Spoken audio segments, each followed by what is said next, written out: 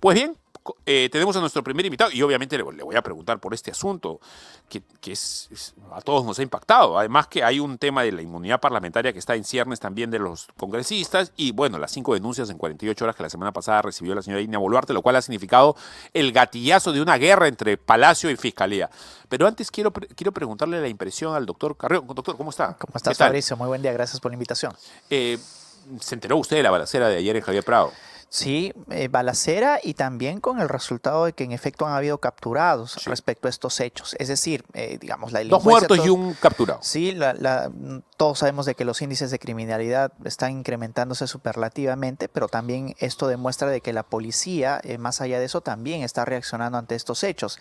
Nadie quisiera, en rigor, que sucedan, pero ante la sucesión también la policía debe de alguna manera demostrar la efectividad respecto a la captura o incluso, ¿no? Si es que está en propio riesgo su vida, pues simplemente defenderse y también que las personas paguen por lo que están haciendo. Y eso lo hemos advertido el día de ayer, pero sí al mismo tiempo preocupante, ¿no? Porque estamos hablando de un lugar céntrico donde de alguna manera antes no sucedían estos hechos Sí. y vemos cómo ya la criminalidad no solamente se expresa en la elevación de índices de criminalidad, sino también de los lugares donde ya últimamente están sucediendo este tipo de circunstancias.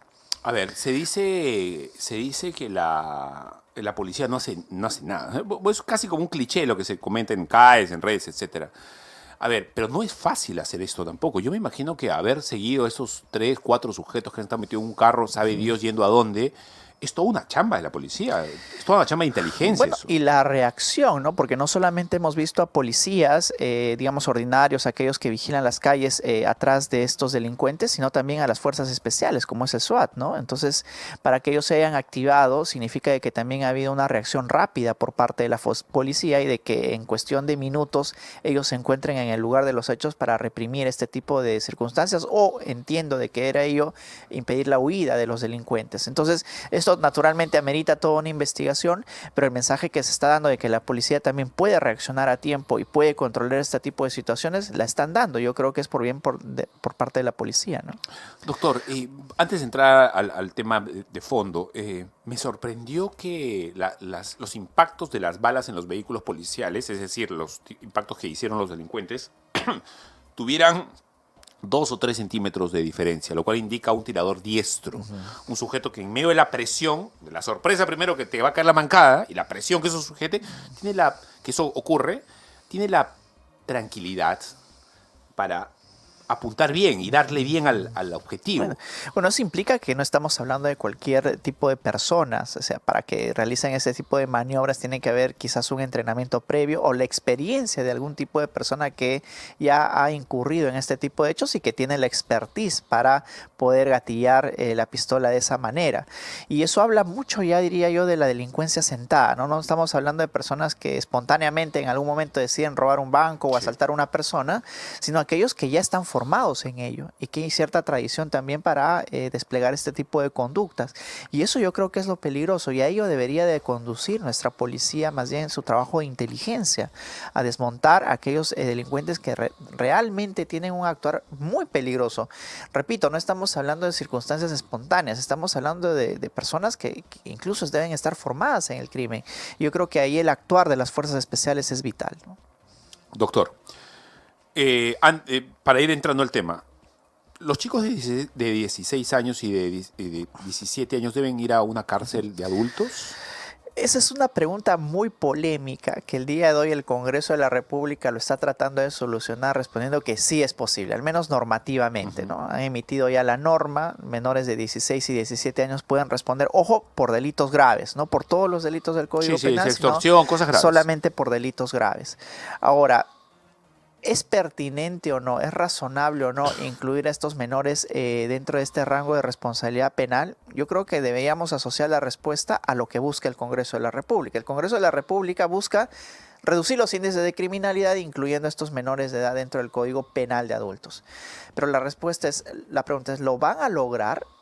Es decir, realmente se reducen los índices de criminalidad o bien incrementando las penas o bien incluyendo este nuevo grupo de personas dentro de la responsabilidad penal. Si nosotros retrocedemos y vemos, por ejemplo, el delito de extorsión, que es uno de los delitos graves por los cuales tendrían que responder estos menores, el delito de sicariato, el delito de secuestro agravado, todas estas, Fabricio, tienen dentro de su versión agravada la cadena perpetua. Ojo, la cadena perpetua, o sea, no hay que hacer ningún tipo de reforma normativa. Pero la pregunta es, ¿ha funcionado incluir la cadena perpetua dentro del delito de sicariato, de extorsión, para que este tipo de delitos ya no se cometa? Y la respuesta es no, todo lo contrario, se han ido incrementando. Ahora, usando esa premisa, incluir a los menores de 16 y 17 años va a reducir los índices de este tipo de criminalidad, yo creo que no. Pero hablando ya de porcentajes reales, Fabricio, es alrededor de 2% de delitos que cometen menores de edad de 16 y 17 años. Entonces, si es el 2%, o sea, únicamente se está legislando para un grupo etario en el cual de alguna manera no tiene gran incidencia en la criminalidad. Es evidente que cuando uno repíteme, ve... más o menos ¿cuántos adolescentes de esa edad terminan extorsionando, siendo parte de sicariato, Bueno, al etcétera? día de hoy tenemos ¿Se sabe esa data? 9 centros de rehabilitación de muchos delitos, infracciones, dentro de los cuales, de todo el universo que se tiene de internos, al menos de menores de edad, son alrededor de 3 a 4% también dentro de ello que se dedican a este tipo de delitos. Es decir, es un grupo muy, muy reducido. Pero el problema es de que cuando uno ve, por ejemplo, un menor de 17 gatillar una pistola y matar a una persona, obviamente la información yo creo que promueve de que realmente son muchos menores los que están detrás de estos delitos. Pero yo creo que no es así. Estamos hablando de data dura, Fabricio. O sea, Sí, no claro. estamos... Ahora, eso no significa que la ley no debería existir. No significa que no. De hecho, cuando me preguntaron sobre estos temas...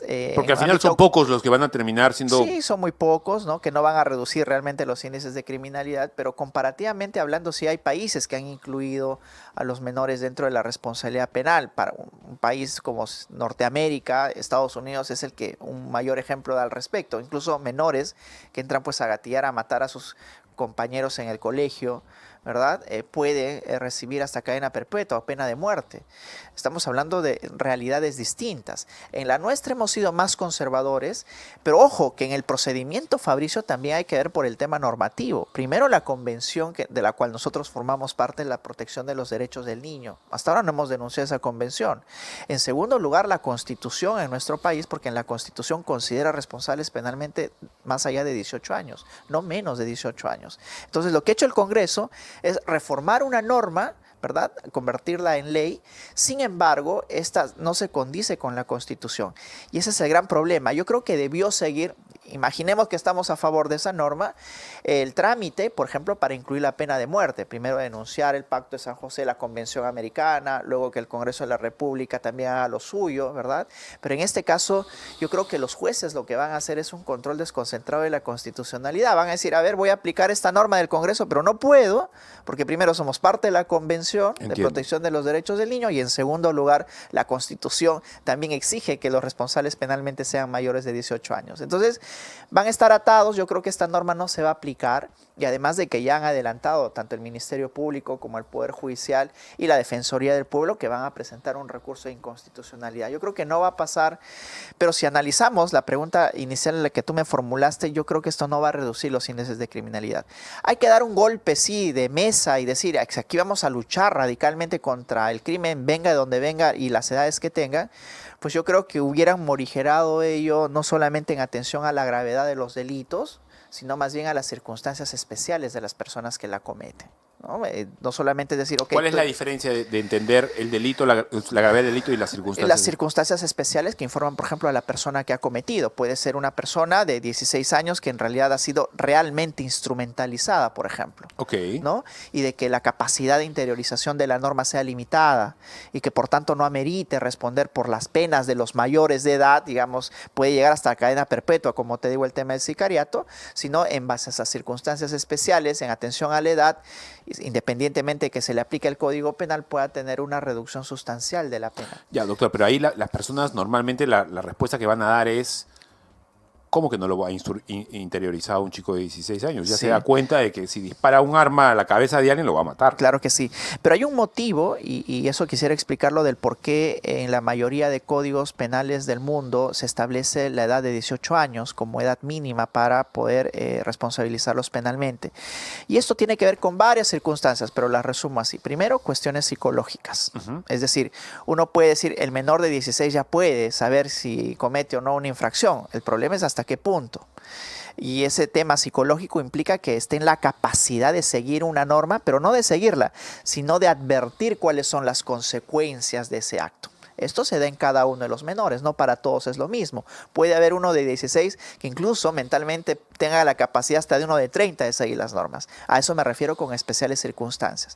En segundo lugar, las cuestiones político-criminales, porque como hay menores que sí pueden interiorizar el seguimiento de la norma y menores que no, pues siempre la norma interpreta a favor de los que no. Es por eso que universaliza hacia abajo, ¿no? Y dice, no, es que si tú no puedes o algunos no pueden interiorizar la norma o seguirla de manera adecuada, entonces, y otros sí, claro. Entonces prefiramos más bien a todos ponerlos en un mismo baremo de medición.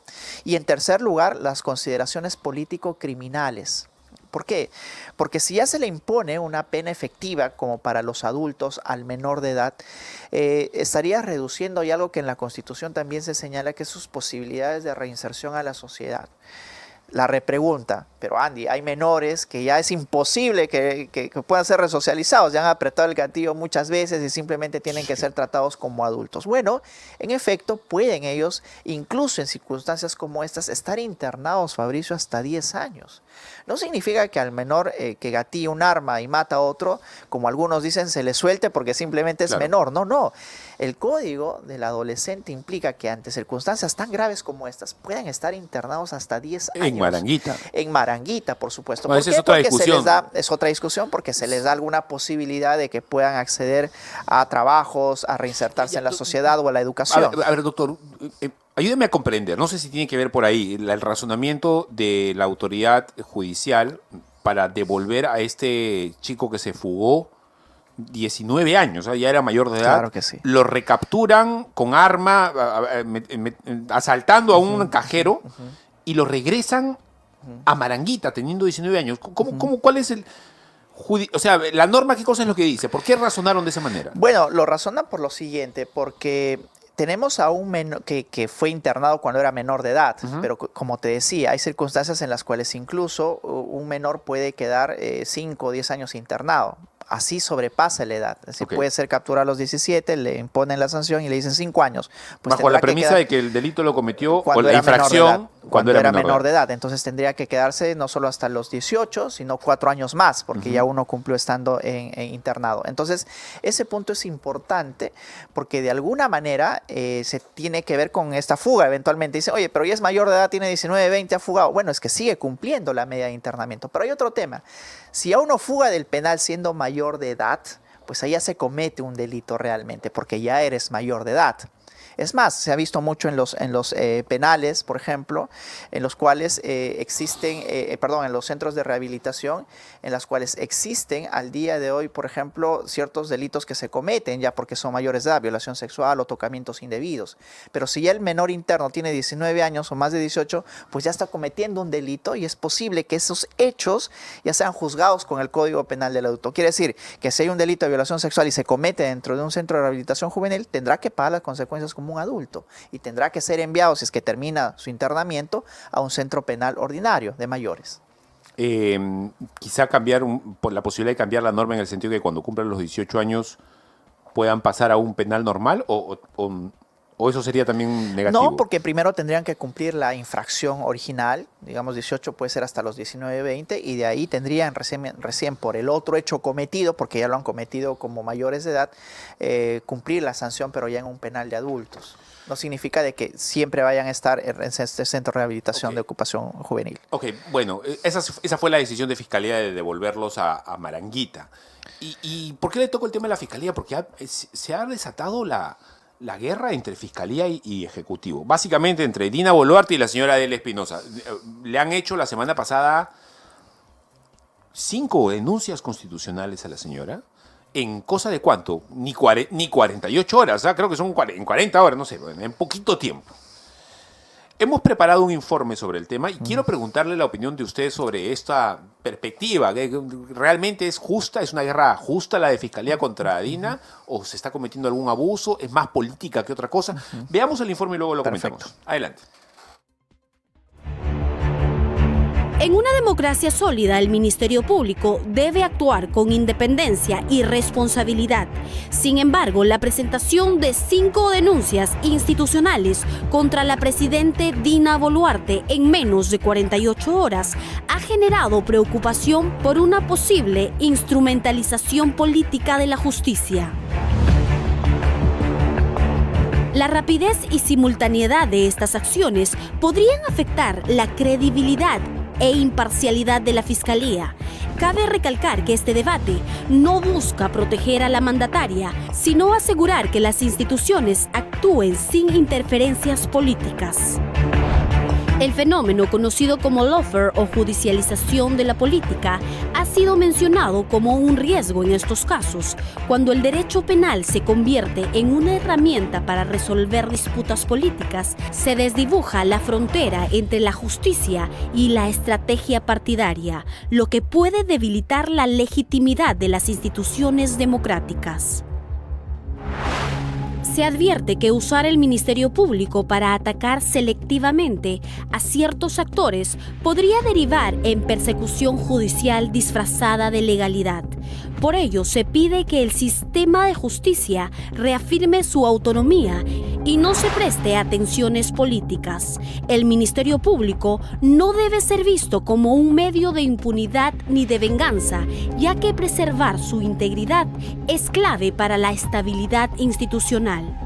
Lo que nosotros hemos señalado y vamos a señalar es que no se puede instrumentalizar a través de un organismo constitucional una actividad en la que a todas luces, como ya ha quedado demostrado, no ha existido una adecuada y prolija investigación que pueda determinar por lo menos los indicios de responsabilidad. Y es que el presidente del Consejo de Ministros, Eduardo Arana, minimizó las denuncias de la fiscal de la Nación, Delia Espinosa, calificando de inusual el proceder y señalando que, según el abogado de la presidenta Boluarte, las acusaciones carecían de sustento. Ninguno de estos casos en los que la Fiscalía de la Nación ha presentado se ajusta a lo previsto a la Constitución. Todos los peruanos, incluyendo la señora Presidenta de la República, no puede estar al capricho o al designio personal de una autoridad que considere, cuando lo estima pertinente, formular denuncias o incompletas o que no tenga el fundamento legal o que vulneren el debido proceso. Arana aclaró sus declaraciones y anunció que convocará a actores del sistema judicial para fomentar el diálogo y mostrar el compromiso conjunto del gobierno, Congreso e instituciones con el país. En tiempos de alta polarización, es vital que las instituciones actúen con serenidad y rigor. Más que nunca, el país necesita señales claras de equilibrio para que el derecho no se confunda con estrategia y la legalidad no se desdibuje en medio de la confrontación.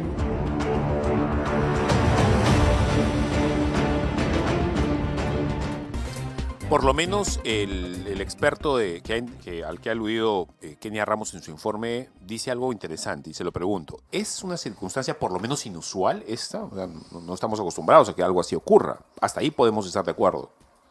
Bueno, no estamos acostumbrados a que ocurra, en eso estamos todos de acuerdo, claro. Fabricio, pero aquí hay muchos problemas de fondo, ¿no? En este informe que acaban de transmitir, yo diría que el principal es de que a raíz de esta interpretación de que un presidente en el ejercicio de sus funciones sí puede ser investigado, recuerda tú que toda esta interpretación radical más bien comenzó con Pedro Castillo, ¿no? Lo investigaron por muchos delitos. Sí, claro. Cada domingo, el lunes, se le abría una carpeta en contra de Pedro Castillo después del dominical, ¿no? Y no solo eso, sino que el lunes veías a los fiscales allanando el Palacio de Gobierno.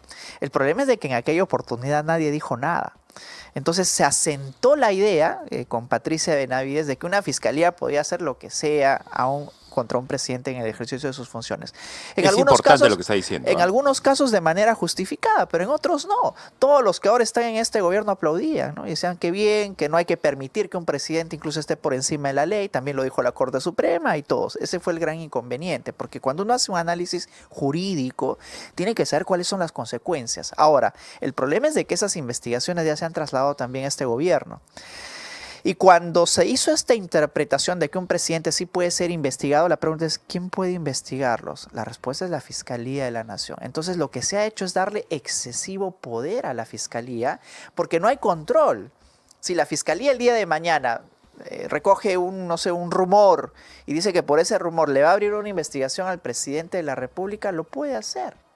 Y va a decir, bueno, defiéndanse, como dijo Marita Barreto, ¿no? No sé con qué conocimientos jurídicos, ya demostrará su inocencia dentro del proceso. Y eso es lo que está sucediendo el día de hoy. Hay circunstancias que sí ameritan investigarse, por supuesto. Yo creo que el tema de Rolex, por ejemplo, de la Fiscalía amerita una investigación. No, y contra Castillo también habían cosas que evidentemente había que investigarlas. Contra Castillo también. El problema es de que ya se fueron multiplicando las investigaciones hasta casos que quizás no tienen mucho sentido, ¿no? El tema del encubrimiento, por ejemplo, a Vladimir Cerrón ya se demostró hasta la saciedad que más bien estaba en Mykonos, que llevó otras personas, pero la siguieron investigando y ahora denunciaron también a Santibáñez. Entonces yo creo que, y para concluir esta idea, y radicalizar que un presidente sí puede ser investigado en el ejercicio de sus funciones sin ningún tipo de parámetro o de barrera, ha implicado que se le otorgue demasiado poder a la Fiscalía, que es incontrolable, que no se puede controlar. En la etapa preliminar, ellos hacen lo que quieren. Bueno, pues, doctor, discúlpeme, sería genial que esta Fiscalía con un poder incontrolable y con todo lo demás, ciertamente pues sea célere pues, para todo, ¿no? Tanto para A y B, porque con el señor Gorriti o el tratamiento que se tiene con esos fiscales que tienen corona, o todo lo que tiene que ver con el caso Lavajato, etcétera, sería genial que también sean céleres así también. Claro, serían céleres. Y vemos que más bien todo lo contrario, ¿no? Digamos, las investigaciones están avanzando muy lentamente.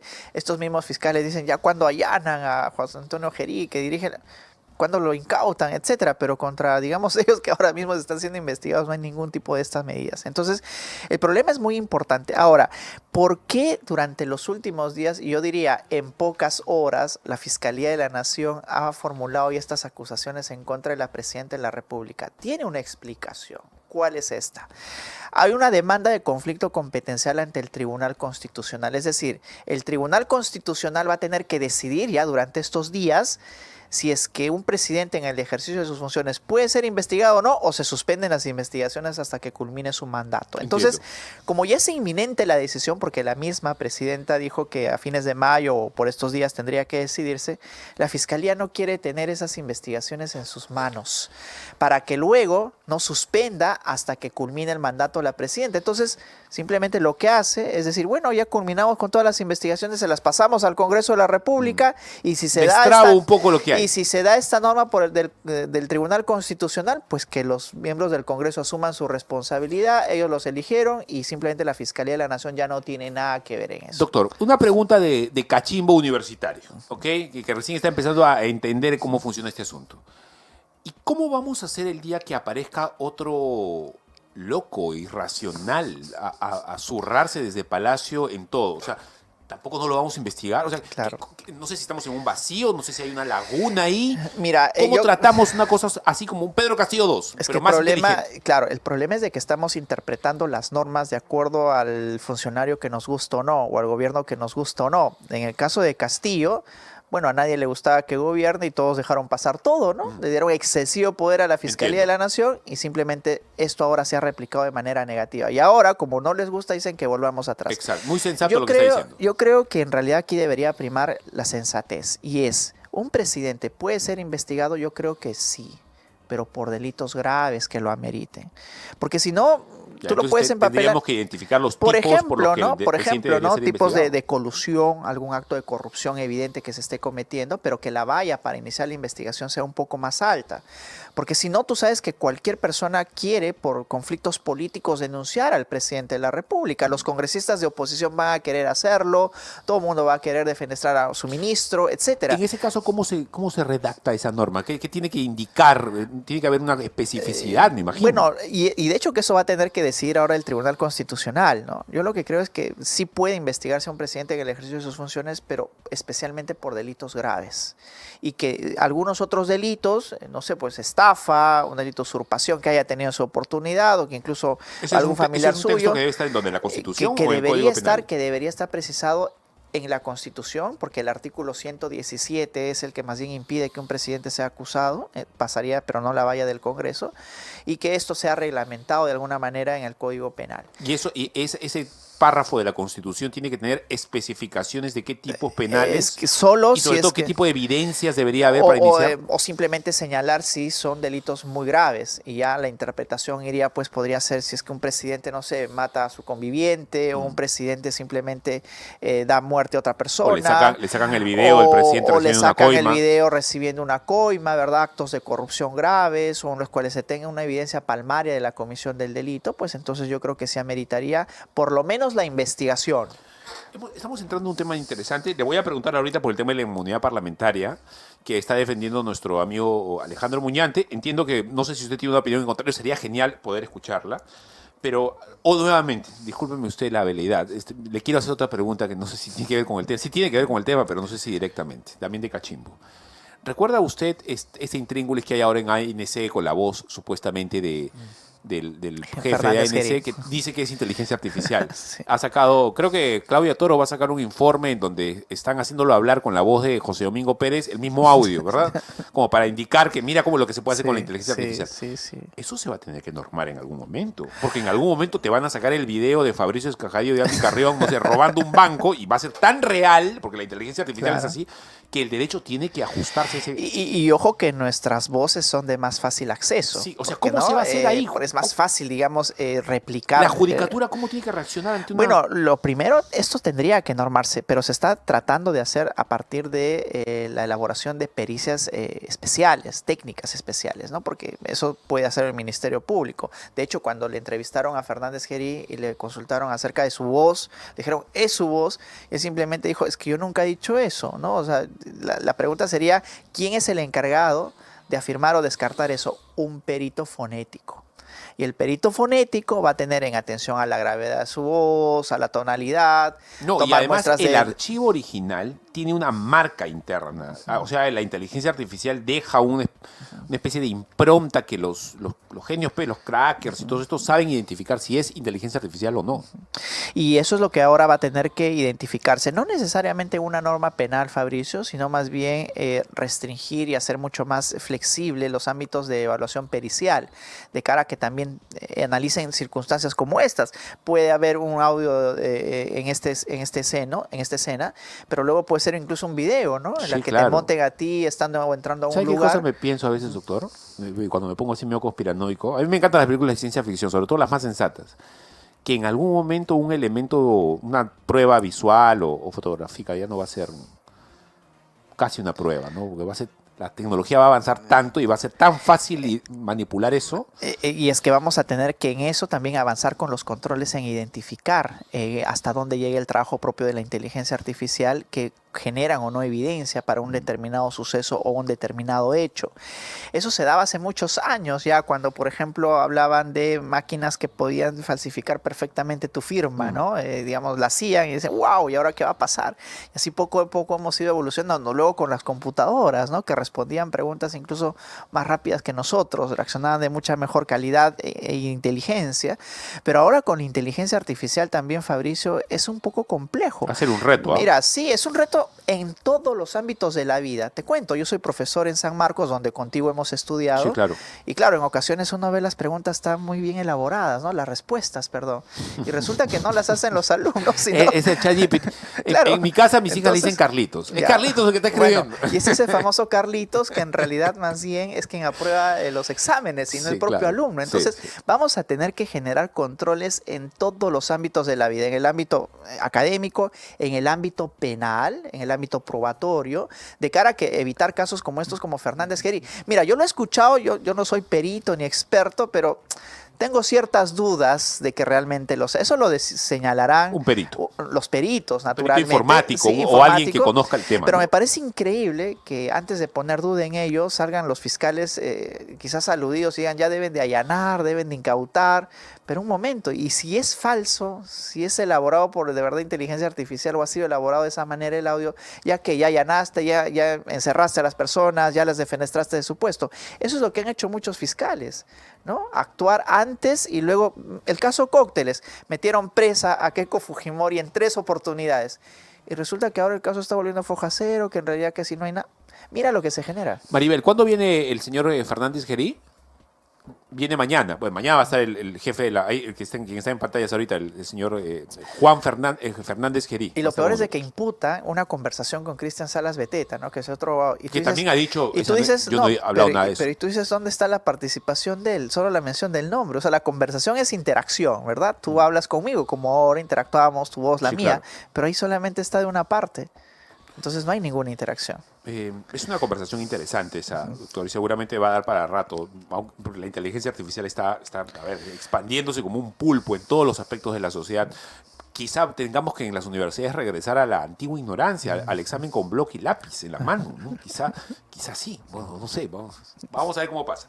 Doctor, el tema de la inmunidad parlamentaria para supuestamente proteger a los congresistas, bueno, en este caso van a ser diputados y senadores en la labor de fiscalización, de control político, como se dice, ¿no? Y hay voces en el Congreso que están diciendo, con sensatez, lo necesitamos, no podemos fiscalizar ni acusar a nadie no teniendo este escudo que nos proteja, por lo menos mientras somos congresistas, pero también hay otras voces dentro del mismo Congreso. La señora María Alba de Acción Popular está diciendo, sí, claro, pero bajo esa premisa entra gente que, Mari Carmen Alba, entra gente que no le paga la pensión a sus hijos, acusados de violación y demás cosas. Freddy Díaz, uno de los casos. ¿Qué opina usted? Es un tema también polémico. Es un tema muy polémico, pero yo creo que sí estamos retrotrayendo este escenario de la inmunidad a una etapa en la que más bien hemos querido superar, ¿no?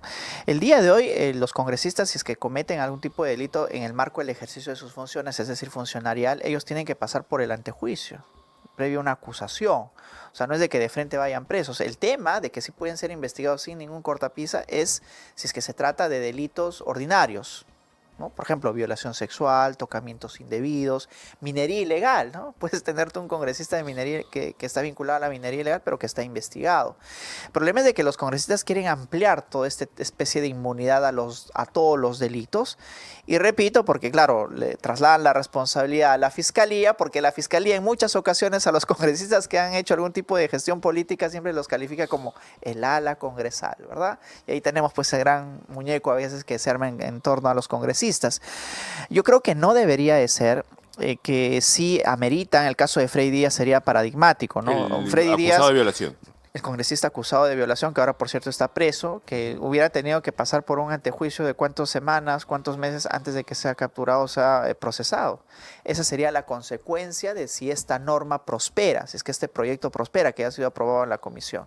Entonces yo creo que no debería de ser así. Si el congresista, pues en el marco del ejercicio de sus funciones es acusado por algún delito, que pase el antejuicio. Tiene que pasarlo y será el congresista, aunque a veces entre ellos pues hay cierto encubrimiento, si pasa o no esta acusación. Pero finalmente es lo que debería ocurrir. Es lo que debería ocurrir, pero yo creo que sí es un despropósito ampliar a los delitos comunes u ordinarios, ¿no? Porque un congresista que usurpa un terreno, por ejemplo, no tiene por qué ser cubierto por el alcance del antejuicio ante un acto o conducta que no tiene nada que ver con su función congresal. Claro, lo que pasa es que antes pues había, no sé, no eran santos, pero había cierta prestancia moral en el Congreso, ¿verdad? Había, no sé, cierto decoro al hacer las cosas. Ahora entra perro, pericote y gato. Exacto, ¿no? Y ahora se han perdido todas las formas y lo peor es de que lo hacen en el momento menos oportuno el Congreso de la República, ¿no? Generarse ellos mismos inmunidad cuando tú ves que en el porcentaje son cerca del 70% de congresistas que tienen una u otro tipo de investigación.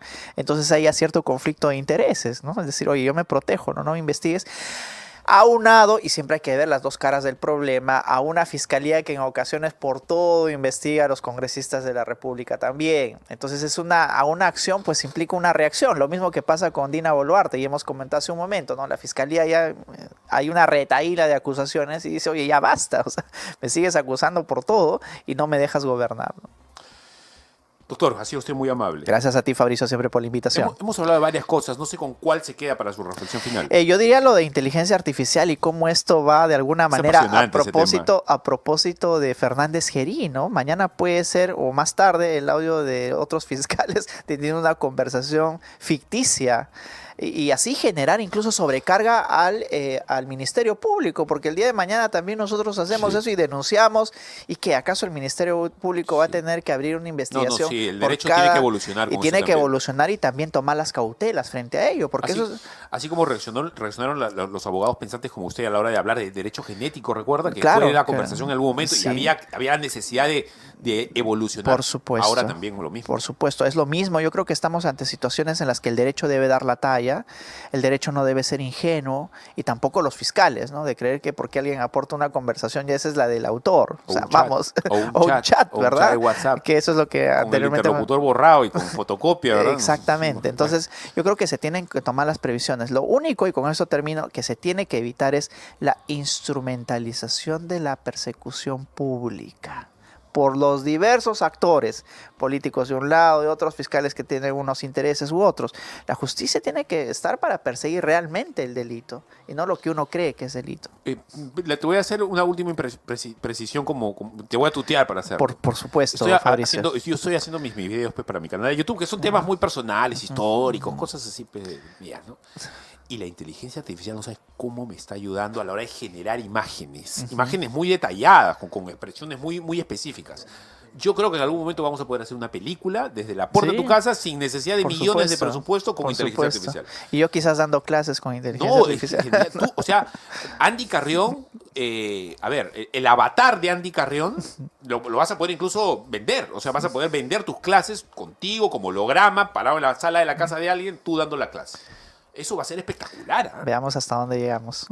Bueno, pero el derecho siempre tiene que estar a la vanguardia, vigilando precisamente los avances de esa inteligencia. Sí, el derecho es una expresión del intelecto humano superior, como lo es la música, como lo es la filosofía. Son cosas que tienen que mantenerse, simplemente adecuarse a los tiempos. Por supuesto. Muchas gracias, doctor. Gracias a ti, Fabricio. Ahora sí te vuelvo a decir, doctor, como siempre. Gracias a ti, Fabricio. Bien, vamos a una pequeña pausa y regresamos con Bruno de Ayala, internacionalista. Vamos a hablar de varias cosas. Se está hablando de una posible paz entre Israel y Gaza, se está hablando del tren bioceánico y una especie de quizás revancha silenciosa del Perú después de no solamente de la guerra con Chile, sino de todo lo que hemos vivido como república. Con eso regresamos.